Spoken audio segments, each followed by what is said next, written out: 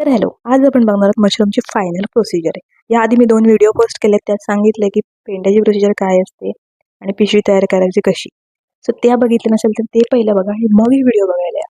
तर पिशवी तयार केली, त्यात आपण पेंडा भरायचा आणि तो चेपायचा आणि पिशवी पूर्ण गोल फिरवायची म्हणजे त्याला व्यवस्थित आकार येईल.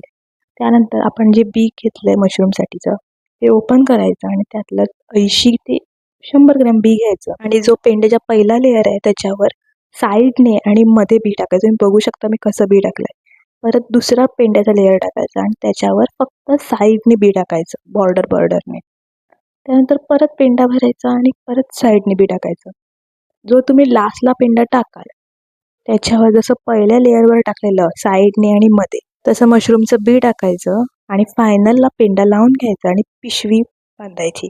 पिशवी बांधताना डायरेक्ट बांधू नका. तुम्ही बघू शकता ती पिशवीची साईज केवढी आहे. नंतर मी तिला जेव्हा प्रेस केलं तेव्हा ती किती लहान झाली.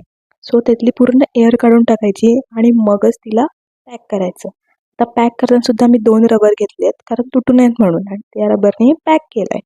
परत ती पिशवी उलटी फोल्ड करून त्याला परत रबर लावला मी आणि फायनल म्हणजे लास्ट त्याला होल पाडून घ्यायचे सगळ्या बाजून व्यवस्थित म्हणजे त्याची एअर बाहेर गेली पाहिजे. सो फॉलो केलं नसेल तर फॉलो करा आणि तुम्हाला माझी व्हिडिओ आवडली असेल तर नक्की लाईक, शेअर आणि यूट्यूबला सबस्क्राईब सुद्धा करा.